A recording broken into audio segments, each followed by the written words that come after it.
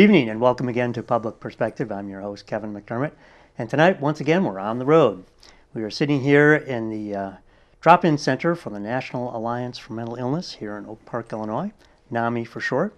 And we're sitting here with Jeason Allington, a board member of NAMI, a longtime consumer of NAMI services, and a stand-up comedian and a book author. Yes. That's pretty good. Well, that's you got to keep busy, right? Well, Jeason, welcome to the show. It's a pleasure. Thank you. Thanks for having me. So I want to talk a little bit about NAMI and what it is and why it's important to you. And we'll go into a couple of other things as well. But tell us just a little bit about what NAMI is. NAMI, the National Alliance of Mental Illness, is an international organization of support for people living in recovery with mental illness in their lives. So it's adults 18 and over. The programs are geared around about three different ideas. One is ending the stigma around mental illness, education, advocacy, providing direct support for people in the community with mental illness, and for their families. Often an overlooked area is the family support. So there's educational programs, there's direct support programs, job placement programs, and there's so much here for people living really with a very difficult situation. You know, I hadn't thought about the family aspect of it, but sure, mental illness affects everyone in the family. Right, very much so. I would think especially if it comes up and it hasn't been there before, as I know at least some forms of mental illness come about, for instance, in adolescence or maybe later in life, and then suddenly things are turned upside down. Right, yeah, sure. And the families don't know how to react. I mean, we don't go to school and learn how to manage a relation with mental illness, and it's tricky. I volunteer at McNeil Hospital and speak to individuals in recovery, and I'd say more than half of them don't have what they would call a supportive environment back home. And how does NAMI try to correct that problem? One of the programs that we do here at NAMI is called Family to Family, and it's a 12-week structured program for family members to come, and it's built around the idea of training you about the illness that your loved one is dealing with. And this could be parents, this could be siblings, spouses, children of the person that is struggling. And it educates them on, what is this illness that they're dealing with? How is it affecting them? What are the medications? What does the recovery process look like? What are the resources NAMI has? And make them feel better about what they can do for their. And you talked earlier about the stigma with mental illness as well. Yes. And I would assume that's part of the family counseling as well, correct? It's a big part of it. And the stigma is one of the, mental illness is still one of those things that we bury in society. It's not talked about, amongst friends. You don't go to cocktail parties and talk about bipolar disorder. It just doesn't come up. Which is ironic because, especially when you get to my age, and you get together people and say, "Oh man, my back is a wreck, and I'm getting a knee replacement, next week."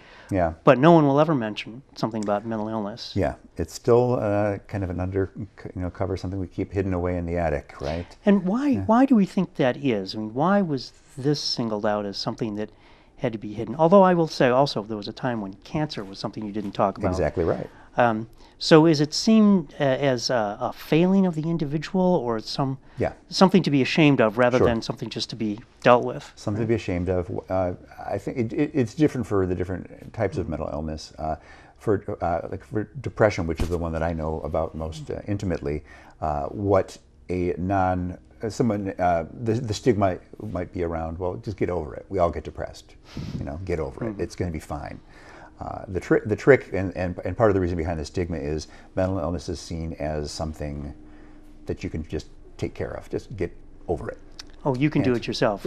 Yeah. Real men don't need help. Of course. Well, that's for sure. Although plenty of women are struggling with it, and they're stigmatized just as badly as men.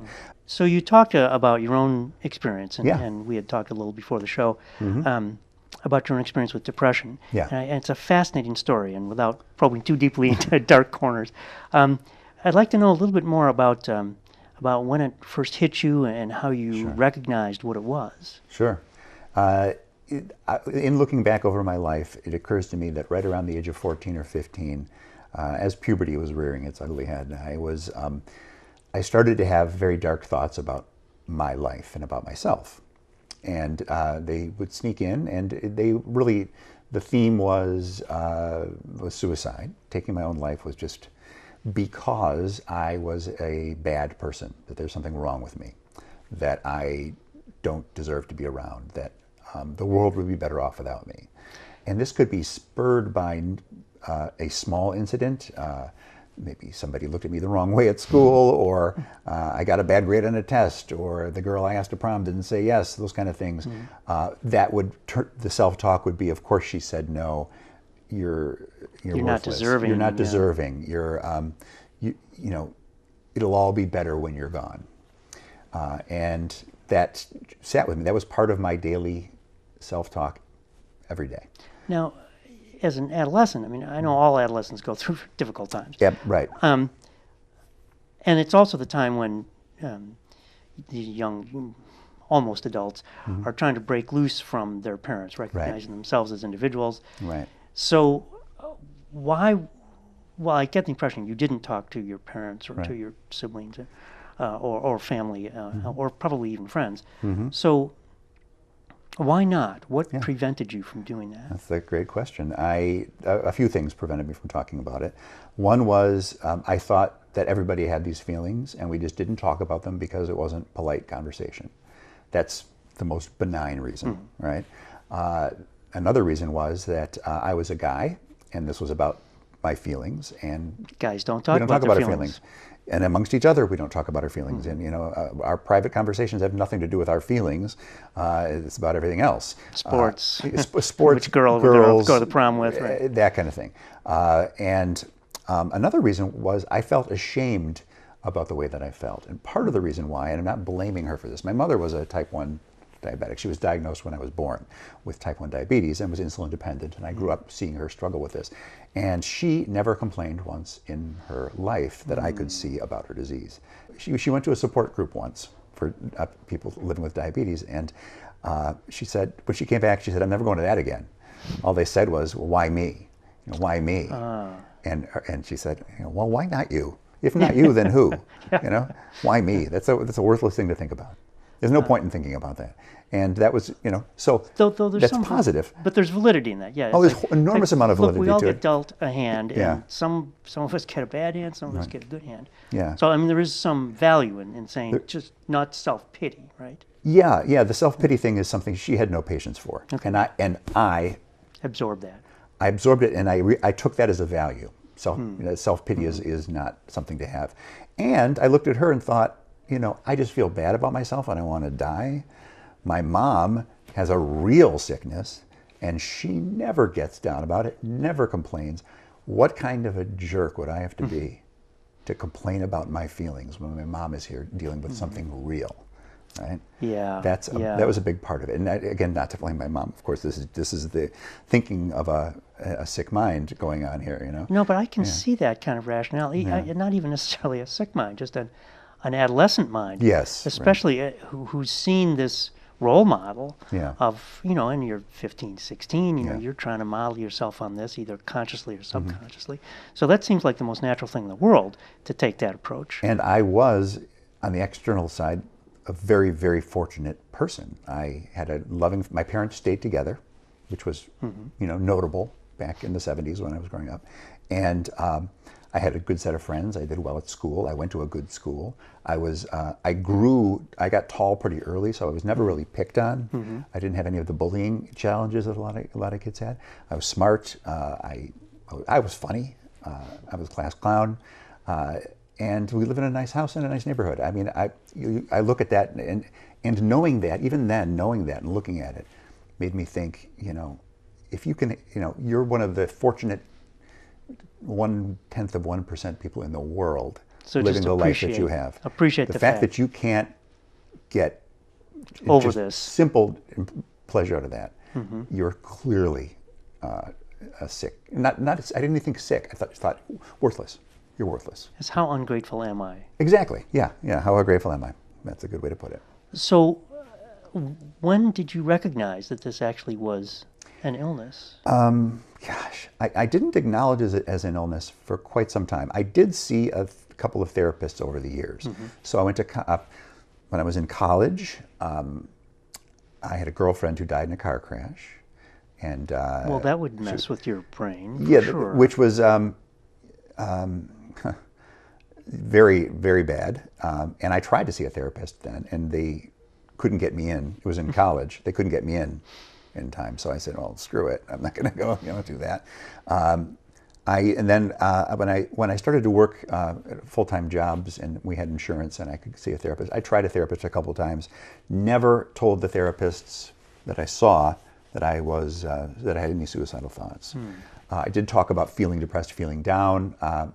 One of them put me on a medication for a brief period of time, but I just thought, I remember thinking, I don't need this. I don't need this therapy. I don't need this This is what friends are for. You talk to friends about these things. You don't need to go to a doctor to talk about these things. Well, I'm also surprised that they didn't, if you had mentioned that you were depressed, that they didn't ask you, have you ever had suicidal thoughts? It's entirely possible that they did ask that question, and I dodged it or lied about it. Yeah. Yeah, probably the most likely the case. So I sat on these feelings throughout college, I lived in Los Angeles for a few years. I got a film degree from school, so the most unemployable major from the University of Michigan where I went. Knew that wasn't for me, so I left there and moved to Chicago. I got married when I moved to Chicago, and we had 3 kids, got a nice house in Oak Park, everything but the white picket fence. I mean, all the trappings of the American dream I was gathering onto myself. I was making good money in sales. I was selling advertising.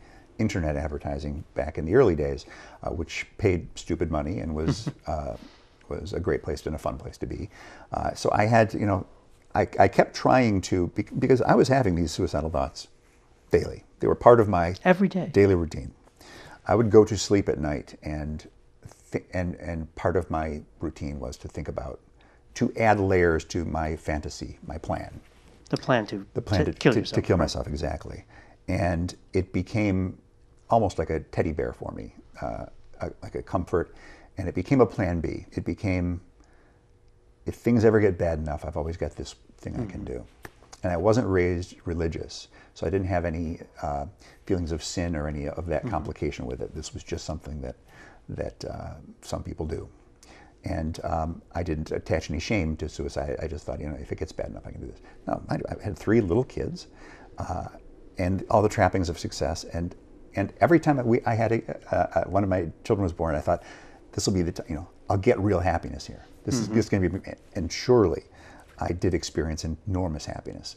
And I felt my self-talk went from feeling incredibly lucky to incredibly unworthy of this great good fortune that had befallen you. And even when I get recognition on the job at work, I always felt the sinking suspicion in the back of my mind was always, when are they going to catch on? When are they going to get wise to what I really am? Well, now, part of that is, I think, what is referred to as the imposter syndrome that many of us suffer from. Yeah. Right?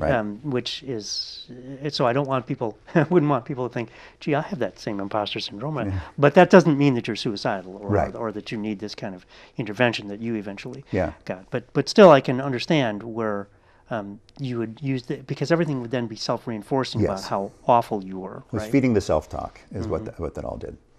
So I'm living with the feelings. I'm not getting help for them. I'm not talking to my wife. I'm not talking to friends and family. I never told anybody about these thoughts, ever. And by the time I'm 40 years old, I've been married for several years. I have 3 little kids at home and a nice house and a nice job. And a series of things happened. My mother, who was living with diabetes, died. She finally succumbed at the age of 62. And died from a heart attack ultimately. And that was devastating. It was something I knew was coming. I had been warming up for that phone call for years and years and years. But it still hits hard. It still hits hard, yeah. And if you've been through that. My parents are both gone, and so yes, no matter how prepared you are. It's not something you can be ready for, right? Yeah, it hits you. So that was devastating.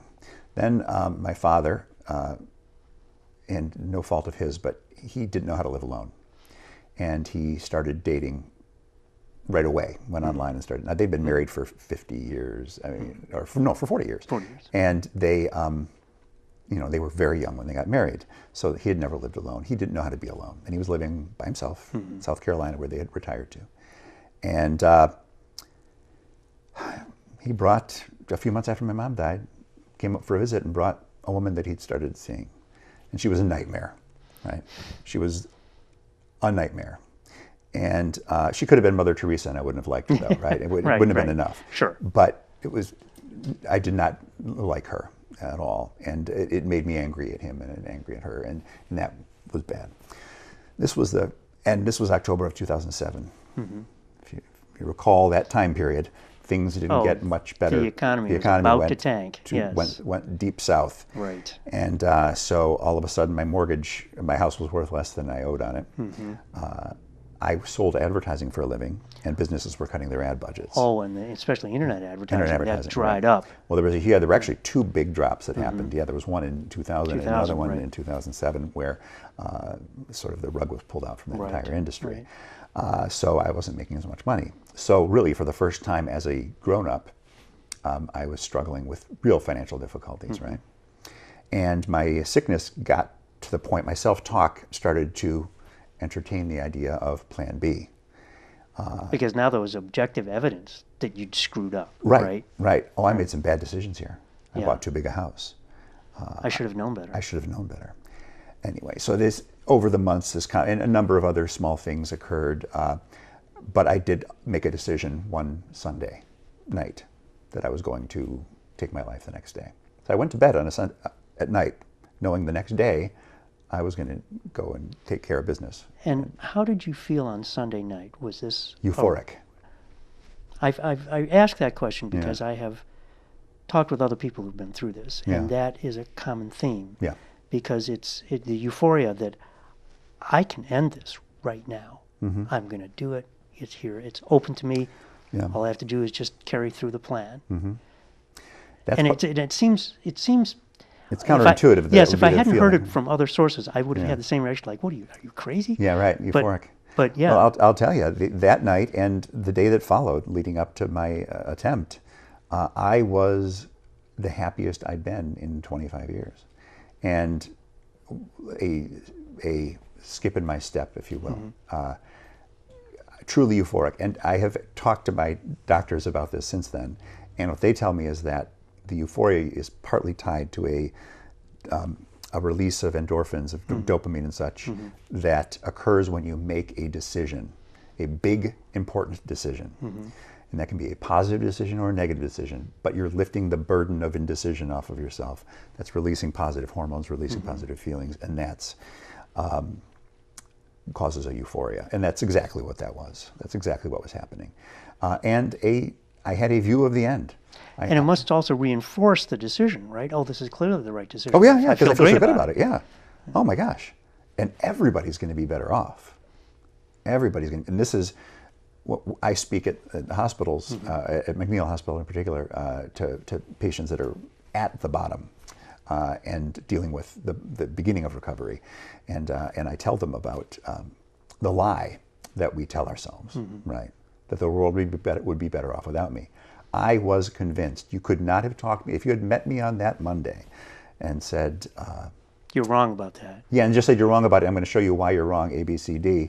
I would have said, even It's a Wonderful Life. I mean, right, exactly. That kind of examination might not have been enough, right? Exactly. And you couldn't have convinced me. And that lie is what feeds a lot of folks that are dealing with this illness, that people are better. I was certain. Big insurance payout for my wife, right? Kids will be taken care of as far as school and everything, and they won't have my awful influence in their lives. And I didn't really think I thought I was a good dad, but I knew there was something wrong with me. Yeah. And it needed to be removed from And it would rub off on them if you weren't careful. Yeah, right. And people are catching on. Hey, we're facing financial ruin, 3 little kids in a big house. Well, this also, it answers a question that I've heard from others when have had these discussions, and that is that there's a reaction from people who are outside looking in to say, well, what a selfish decision. Yes. How could you possibly do that and not think about the effect it would have on your kids, your wife, your job, whatever else? But in listening to you, your understanding at the time was, I'm doing them a favor. This isn't selfish.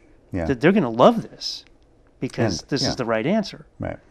And I think that's just, it's it's indicative of the illness to a large degree of depression, is the inability to see that side of it. I think back now about if I had been successful, and I'm mortified, and that's probably the wrong word because it's got death tied to the front end of it, but horrified. I'm horrified Yeah. that I could have been successful and left my kids without a dad and left my wife without a husband. And that would have devastated them. Not only would that have devastated them, it's something that we know about, mental illness passes down generation to generation. But when you introduce suicide into a family like this, the chances of one of my 3 kids doing it go up exponentially. Really? I did not know that. Because it's as though you've presented, by doing it myself, first of all, I've devastated them in a way they were all too young to understand. And I've introduced suicide as a viable option into the home, into the family. So once again, it's a role model thing. Yeah. You've played out the role. And it happens to a lot of people. I mean, and so we've had, my wife and I have kept a very close eye on our kids while they're growing up, and, at every sign. Something a lot of people don't know, and your viewers, it would be great information. If you have any concerns about mental illness for your kids, pediatricians understand how to screen children of any age for early signs of mental illness with simple questions that they can ask in an exam. But they wouldn't unless the parents had brought it up, correct. Right? That's correct. Yeah. So the parents need to understand, and if they have any suspicion, tell the pediatrician. Yeah, go ahead and ask these questions. And certainly we immediately, when I started recovery, got with our pediatrician and explained the situation. And so again, this is a question you don't have to answer, but were you unsuccessful because you changed your mind at the end, or was it just the attempt wasn't well executed? I had the wrong word. Didn't mean it that way. But I'm going to work that into my bit for the routine. It was, and I don't know how much, I go into great detail when I speak at the hospital about the night. The method was, I took an overdose of aspirin. I took 50 crushed up aspirin, a bottle of red wine, a bottle of 30 Ambien, and razor blades in a bathtub. And it was the initial attempt. So the thought was aspirin would thin my blood, I'd bleed to death quickly and fall asleep and die quietly. That was my plan, and be at peace. And I did plenty of all of those things. I did plenty of,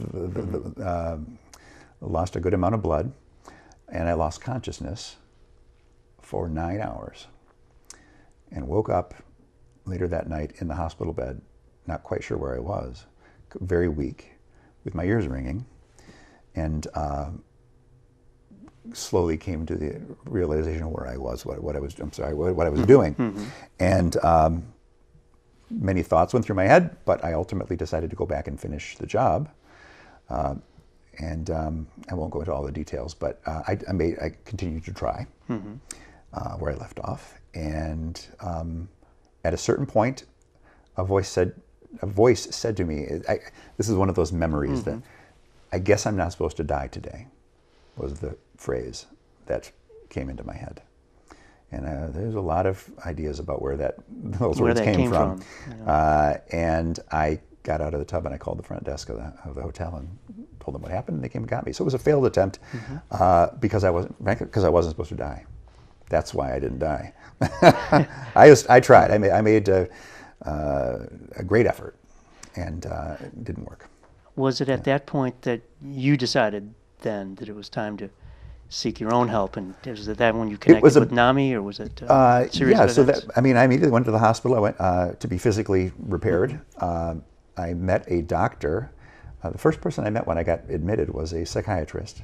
The first actual psychiatrist I'd ever met. 40 years old, 25 years of suicidal thoughts.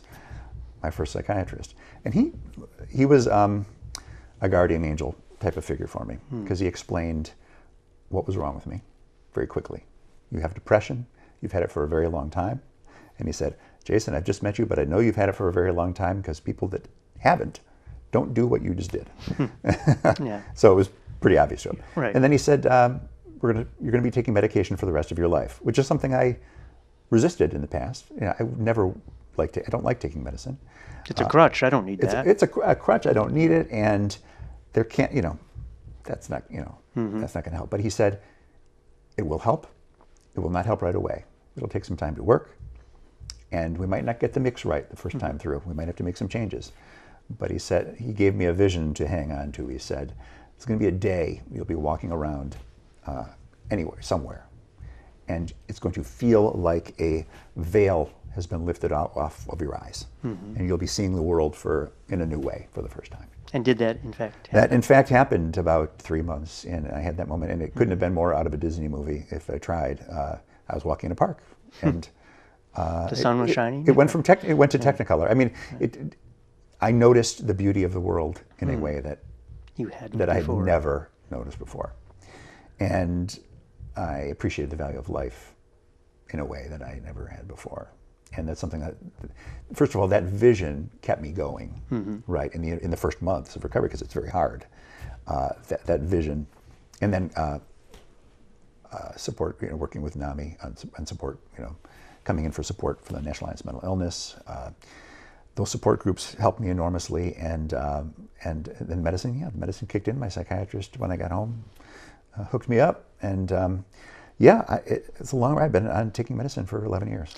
So how important is the NAMI role? I mean, the support group you just mentioned, you said it's very helpful. So how does that play into the overall recovery effort? Yeah, it was instrumental at the beginning of my recovery. So when I left the psychiatric hospital, the doctor that had been seeing me there, and I skipped some of this. I went from the medical hospital to a psychiatric facility for 4 days and got lots of therapy.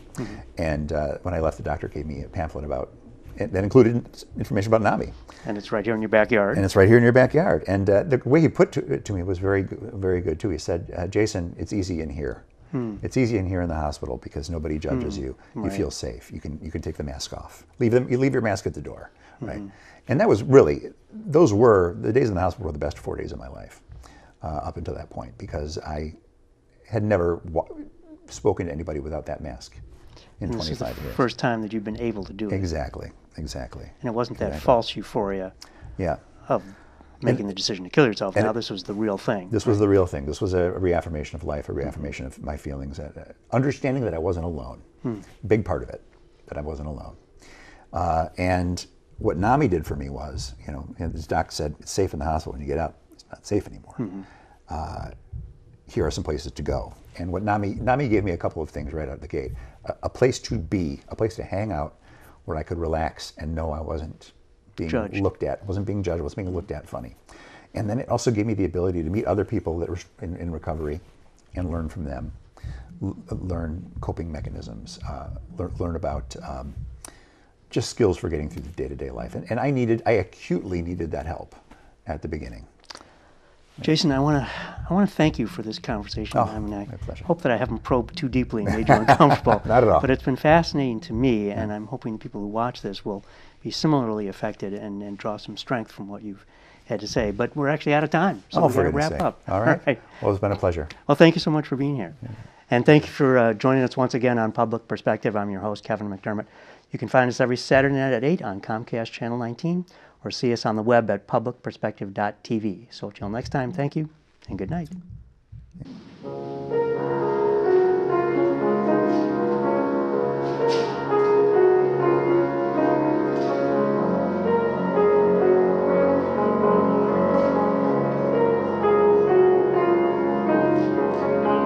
We are for each other,